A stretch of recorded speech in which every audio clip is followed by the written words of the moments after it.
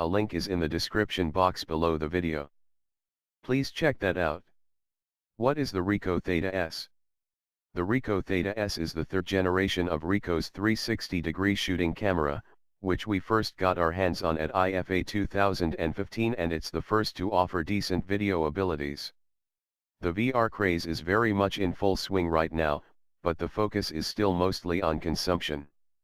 Choices for producing your own VR content are rather limited, with some products that were announced years ago such as the Janot 360 failing to materialize. According to the Ricoh engineer I spoke to at the company's stand at the SXSW trade show in Austin, where I obtained the Theta S for this review, demand is so high for this product that they just can't make them quickly enough. That's because this is one of the first affordable 360-degree cameras you can actually buy, and the sub-pound 300 price is particularly tempting. The magic sauce of the Theta S is that it has two lenses and two sensors pointing in opposite directions, to capture the full 360 degrees.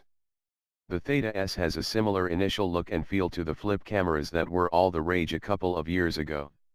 It uses an upright candy bar form factor, so you hold it like you would a mobile phone. However, there's no built-in screen, so if you do use it like a mobile phone then your face will take up a large proportion of the frame. Instead, it will be best on the end of a monopod held above your head, or sticking up rather ridiculously from your helmet during extreme sports. In fact, the first thing you realize after your first session with the Theta S is that shooting 360 video isn't like recording regular video. You actually want the camera to be as static as possible, because the viewer can choose their own point of interest. Just make sure that one of the lenses is pointed generally towards your main area of action. Ricoh Theta S main specification. What takes the Theta S beyond being a gimmick is that the two sensors included are of reasonably high specification. They're 1/2.3 inch with 12 megapixels, and their output stitches together to make a 14 megapixel image. The sensor size and resolution isn't far off those used by high-end consumer camcorders, which is impressive given the price of the Theta S. Pocket camcorders capable of shooting 360-degree video have been around for more than 5 years now.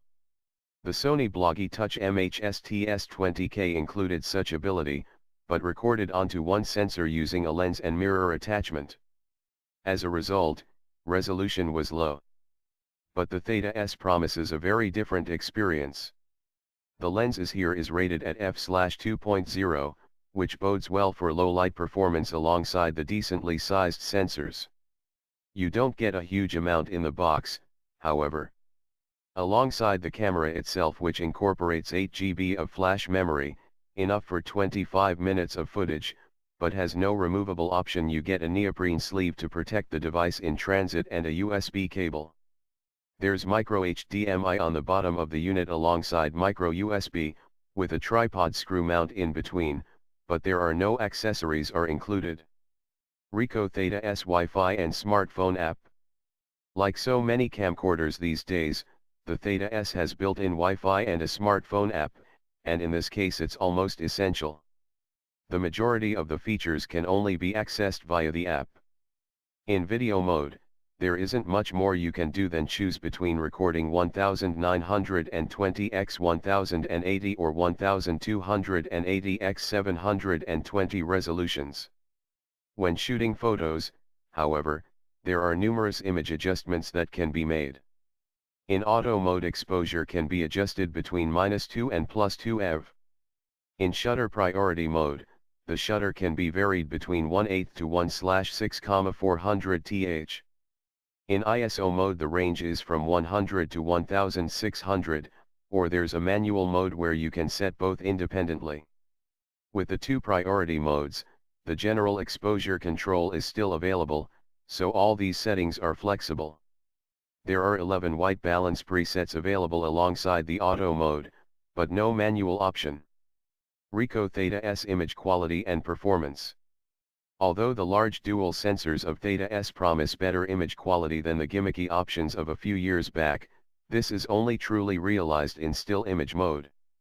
The video is captured into disks that are stored side by side within a 1920 x 1080 frame, so the resolution of the video once stretched out is much lower. This is a little disappointing when the sensors themselves could be capable of much more. The panoramic photos have a resolution of 5376 x 2688, but they look pretty weird if you open them up in software that doesn't understand the 360-degree aspect. These need to be uploaded to theta360.com or Facebook to interpret the panning facility and stretch them out. But the image offers plenty more detail than the video version. Overall, the quality of the images is decent, and video is acceptable for this early stage of the VR hype cycle, but there will be much better to come in the next few years. It's worth remembering that whereas HD or even 4K video is a framed view of the world, capturing 360 with the same level of detail would require many more pixels, and professional-grade rigs for GoPros, for example, use 6 separate cameras and then stitch their footage together. Should I buy the Ricoh Theta S? At the moment, if you want to try out shooting decent quality 360 images and video, you don't have many options. With its sub-300 price, the Theta S is cheap enough to purchase just to get to grips with the idea. There's no doubt that it will be superseded by better devices fairly soon, and the Theta S is still at the novelty level. The 4K shooting Kodak SP360 is a tempting alternative already, and costs only £80 more. However, the Theta S is easy to use and the results are acceptable for the price. Ricoh has jumped in early and provided something that's far from perfect, but good enough to have some fun with the rising VR trend. It's no surprise that this device has been selling like hotcakes. So it's worth buying right now, but will probably end up languishing in a drawer within a year as more sophisticated alternatives arrive on the market. Verdict: the Ricoh Theta S provides decent 360 photos and acceptable 360 video for early adopters, but it's likely to be superseded soon.